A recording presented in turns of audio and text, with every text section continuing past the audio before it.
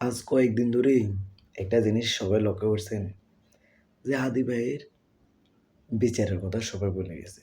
এখন আর কেউ ভিডিও বানায় না, এখন আর ভিউ কামা না, এখন আর কেউ লাইভও কামা না। যে হাদি ভাইয়ের তার বিচারটা দিন দিন বলে যেতেছে।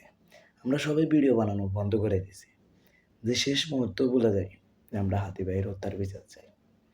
যে নতুন সরকার গঠন হয়েছে, নতুন সরকার হয়েছে, শপথ গ্রহণ করছে, সবাই সংসদে ঢুকে পড়ছে, কিন্তু হাদি ভাইটা আমাদের সংসদে ঢুকতে পারেনি। হাদি ভাই যদি বেঁচে থাকতো আজ 2026-এ সংসদে এমন আছে সে সংসদ সদস্য হতে পারতো, কিন্তু ভাগ্যের এমন পরিহার যে শত্রুপক্ষ তাকে যে পৃথিবী ছাড়া করে দিয়েছে। এখন পর্যন্ত দীর্ঘ প্রায় 2 মাসে অনেক হয়ে গেছে হাদি ভাইয়ের হত্যার বিচার হয়নি। তা আমরা শেষ মুহূর্ত পর্যন্ত বলে যাই হাদি ভাইয়ের হত্যার বিচার চাই। এই বাংলার মাটিতে যদি হাদি ভাইয়ের হত্যার বিচার হয়, জনগণ খুশি হবে, সবাই খুশি হবে। সাধারণ মানুষ তো বলে যাবে একটা আমাদের একটা রত্ন ছিল হাদি।